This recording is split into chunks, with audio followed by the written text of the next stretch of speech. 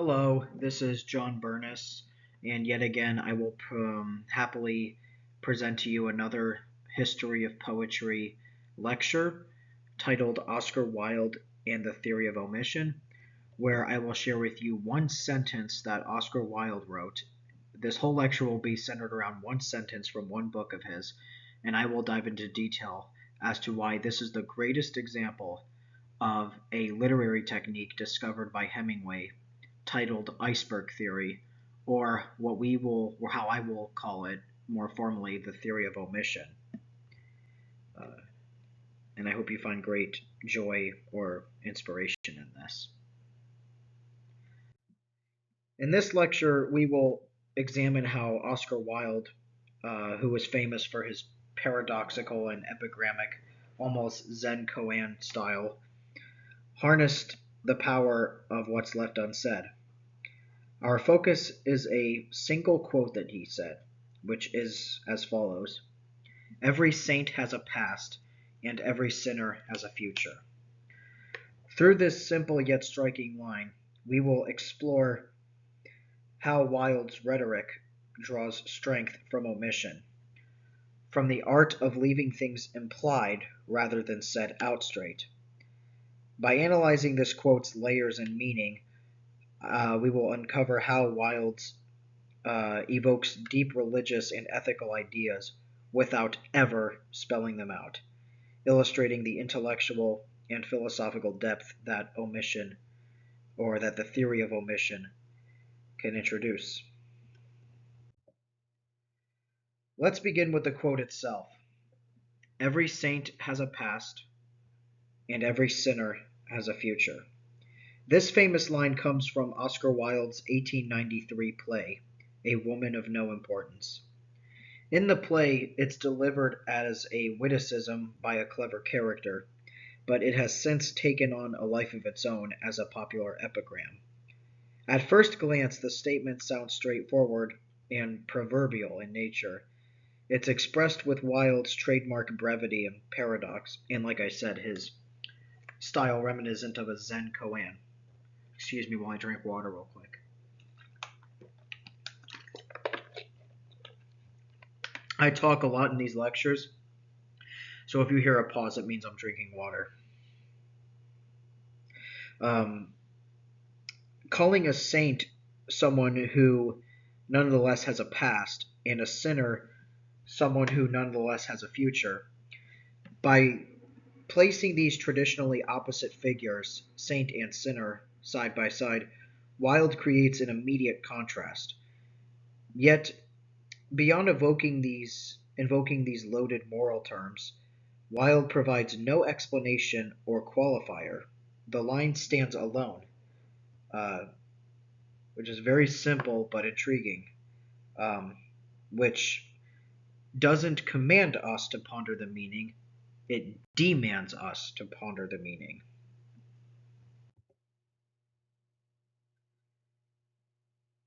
So, what makes this quote powerful is how much it suggests without explicitly stating anything beyond the bare words. On the surface, Wilde is implying that no person is purely saintly or purely sinful. The saint has a past, unspoken but understood to mean a less than perfect past, perhaps even a sinful one. Likewise, the sinner has a future, implying a future where redemption or change is possible. Wilde never actually says saints were once sinners, or sinners can one day be saints. Yet we naturally infer these ideas. The unsaid message is that every virtuous person has overcome mistakes, and every wrongdoer still has the potential for redemption. By omitting any explicit moral lesson, Wilde forces us to fill in the blanks. The audience completes the thought, drawing the moral conclusion on their own. In this way, implication triumphs over explanation. The quote's impact comes from what is implied rather than spelled out, leaving the ultimate interpretation not to the author, but to the reader.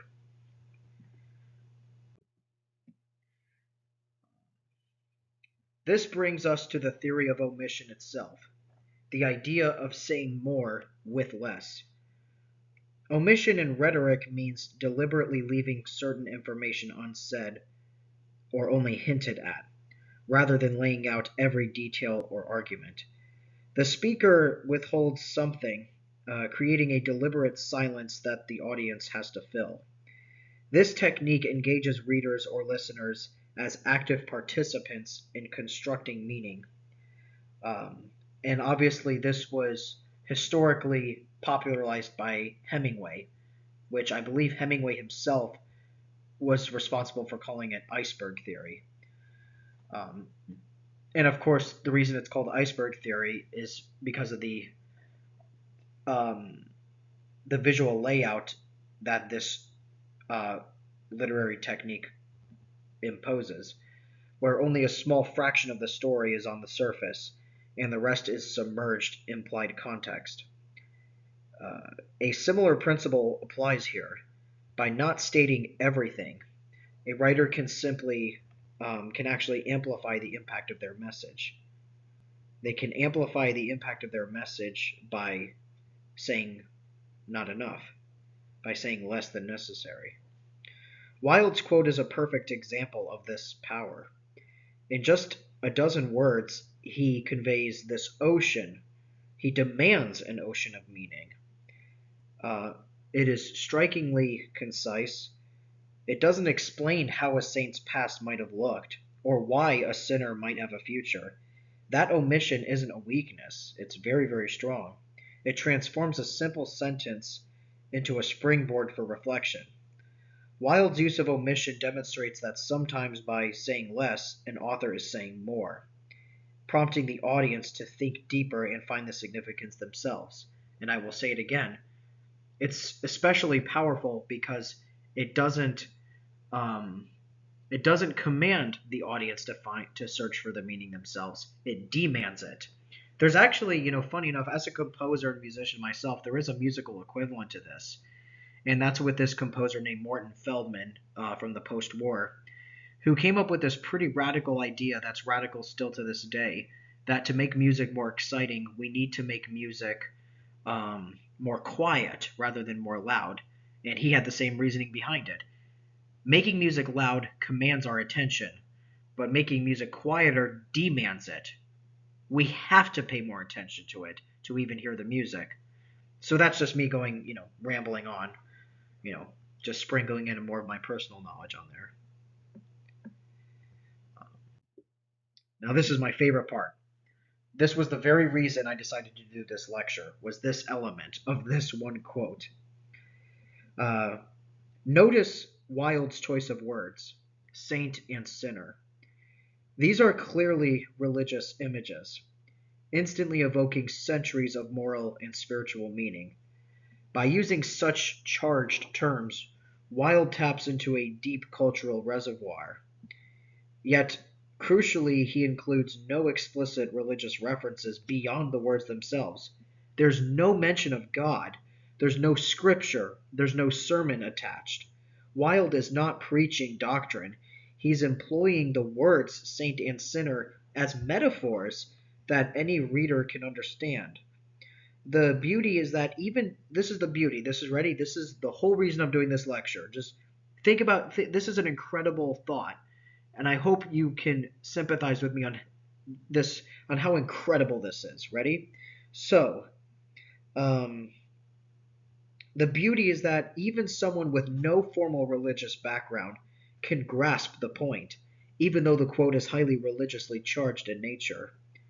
Wilde leverages that universal familiarity. By omitting any overtly religious context, he ensures the line carries universal appeal and meaning. It invites religious and non-religious audiences alike to consider its implication. In effect, Wilde uses religious imagery to invoke moral ideas in the reader's mind spontaneously, because he leaves the interpretation open. The message feels broadly true and almost proverbial, rather than tied to any one theology. This omission of formal religious explanation allows the quote to resonate with a wide audience on a purely human level. Embedded within Wilde's brief statements are profound ethical implications. First, there's a theme of redemption. Every sinner has a future. Suggests that no one is beyond hope, that even those who have erred greatly can change for the better. Second, there's a theme of humility. Every saint has a past. Reminds us that even the best among us have faltered or done wrong at some point. These implications encourage a mindset of empathy and understanding, which I didn't see before. So it can be seen as a warning or as a message of hope. Wilde never explicitly moralizes, though, in this quote either. He doesn't say, therefore be forgiving, or don't be prideful, because he omitted that. He omitted the moral of the story, yet we know what it is. Yet by omission, that's exactly what the lesson that echoes in the reader's mind. We are gently led to consider that we shouldn't harshly judge others for their past mistakes. After all, even a saint has one. Nor should we write off anyone as irredeemable, since every sinner could have a bright future. This quote, through what it leaves unsaid, nudges us towards compassion and non-judgment. No heavy-handed preaching, it's just a clever phrase that plants a seed of moral introspection and one of ethical notions that are numerous. It's not unilateral in nature. Beyond morality, Wilde's epigram invites a deeper philosophical contemplation too. It subtly challenges any strict binary view of human character as simply good or evil. By stating that every saint was something else before and every sinner will be something else later, Wilde introduces the idea of a dynamic human nature. People are not static labels. A person deemed good may not have done bad things, and a person deemed bad may yet do good things. This simple line encapsulates a view of life as a process of change and growth. Wilde's omission of any future detail makes us actively consider the element of time in identity. We might find ourselves asking, at what point does a sinner become a saint? Or vice versa. Wilde does not answer that in this, obviously. He doesn't even pose the question, but the phrasing prompts us to wonder about it. This open-endedness is where the quote gains its philosophical depth, by not defining the mechanism of change or the criteria of sainthood or sinfulness. Wilde leaves a productive ambiguity. We are left reflecting on the continuum of human character and the possibility that anyone can evolve. This quote packs a miniature philosophical philosophical lesson. It rejects moral absolutism and embraces the complexity and potential for change inherent in every person, although the power of what remains unsaid. It's funny how, so the very beginning and the very end is not said in this quote. It's only the beginning. It's like, think of it as a person. Perhaps it's more important to a human life is what happened before they were born and what happened after they die. But that's omitted. It's only our lives in between those times. And I think that's kind of a literary equivalent of what's being done here. One remarkable effect of Wilde's omission is this moral ambiguity it introduces, allowing for multiple interpretations of the quote itself. Taken by itself, every saint has a past and every sinner has a future, can strike the reader as an inspiring proverb about hope and forgiveness. Many people quote it in that uplifting sense, as a reminder that nobody is beyond redemption and nobody is perfect. However, consider an alternative, more subversive reading. One could infer that saints are just ex-sinners, diminishing the saint's purity, and that sinners are the ones with something exciting still ahead. In fact, within the context of Wilde's play, the character who speaks this line is a sly cynic, suggesting that so-called saints are boring and only sinners are interesting going forward.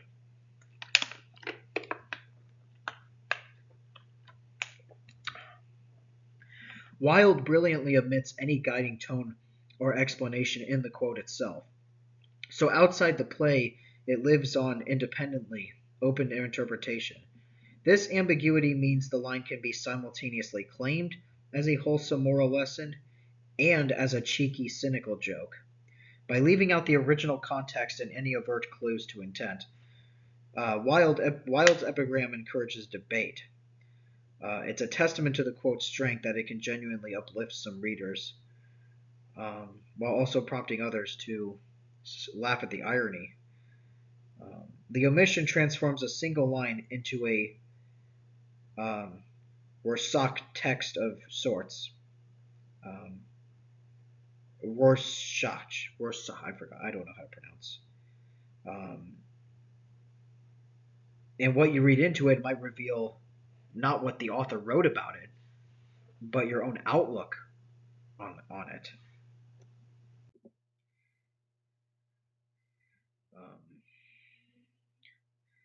It's worth situating this quote in the context of Oscar Wilde's overall style. Wilde was a master of the paradox. He delighted in crafting epigrams that turned conventional wisdom on its head with humor.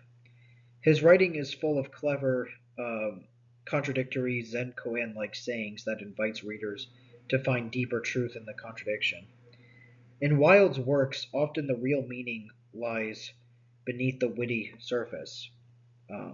He was a playwright and a conversationalist who trusted his audience's intellect. He would drop a sparkling one-liner and rely on listeners to catch the drift of what wasn't being said outright. So this quote exemplifies this artistry. On the surface, it's pithy and balanced, almost like a neat little joke or a wise aphorism one would keep in their pocket. But as we've seen, there's a whole world below the surface. There's irony, there's moral commentary, there's religious imagery, there's social critique, there's philosophical ambiguity, there's a multitude of lessons to learn, not just one. So this work of genius was to pack layers of meaning into concise, polished sentences, letting the unsaid layers, the subtext, carry the weight of the insight. This quote's enduring fame attests to that skill. It's remembered and repeated for its catchy clarity, yet it continues to provoke thought because of the unspoken paradoxes it contains. So, Wilde's use of omission and implication is not an anomaly, but it's reminiscent of his style. And I believe this might be one of the reasons he is still relevant to this day.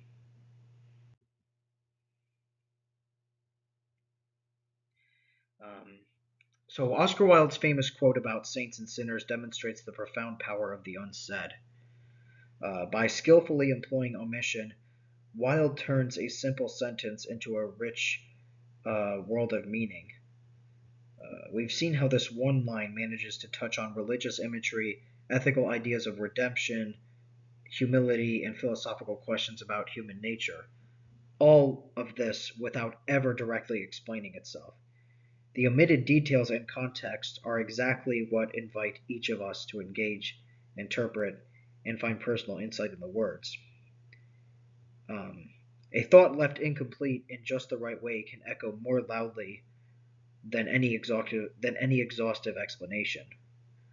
The theory of omission, as I've been calling it, reminds us that effective communication in literature often relies on the audience's imagination to complete the picture.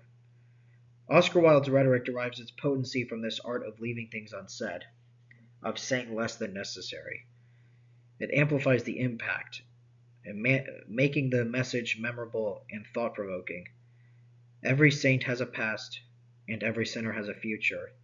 This is only 8 simple words left open to the reader's mind, and has captivated philosophy enthusiasts, literature enthusiasts for well over a century. Sometimes what a writer doesn't say is just as important as what they do say. And this quote, in my opinion, more than any other, illustrates that omission used thoughtfully can speak volumes. And I think this is the best example ever written of iceberg theory, or theory of omission, that shows that the biggest worlds are outside of the quote rather than the quote itself. Yet all of the meaning you will not find in the quote. It's all within the heart of every man. I'm starting to sound like Solzhenitsyn. The battle line between good and evil cuts through the heart of every man, and who's willing to destroy his own heart? Yeah, yeah. So yep, I've been wanting to do this lecture for a long time, and I hope you found this engaging and entertaining, inspiring, blah blah blah. Anyways, I really hope to do more lectures in the future. I sure do love doing it, though it is very exhausting and time consuming and taxing. But yep, I just hope you enjoyed this lecture, and I hope you all have a wonderful day, and bye bye.